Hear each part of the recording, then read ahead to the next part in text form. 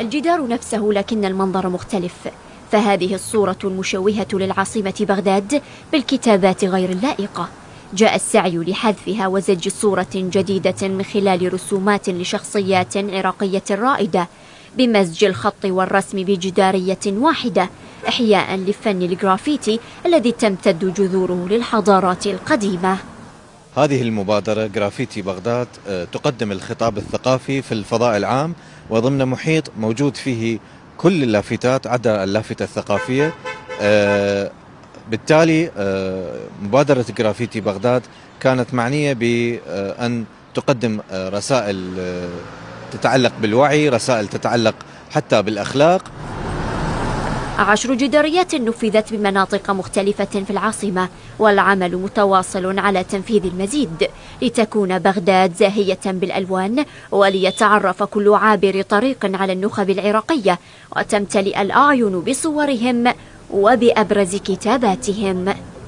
تنوعت الشخصيات ما بين ثقافية، شعراء، رسامين، مهندسين، كلهم تركوا أثر وبصمة في المشهد الثقافي والفني بالعراق. الجدار مو مثل الورق ولا مثل اللوحة، الجدار مرات تشوفي ملبوخ، ومرات نثر، ومرات يعني الصبغ مو جودة.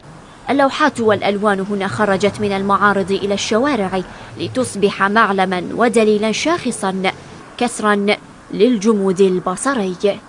ما خط على الإسمنت صار وثيقة ثابتة يتعذر طمسها، فجدران المدينة حينما تتكلم تختصر الكثير وتطبع في الذاكرة، وحين تتحول الشوارع إلى متاحف مفتوحة يصبح المرور من أمامها درسا ثقافيا لتروي تلك الجداريات نوادر الأحداث والأقوال بتوقيع جيل قرر أن يجعل الجدار مساحة وعي لا مساحة صمت. شروق الغانم، بغداد، العراقية الإخبارية.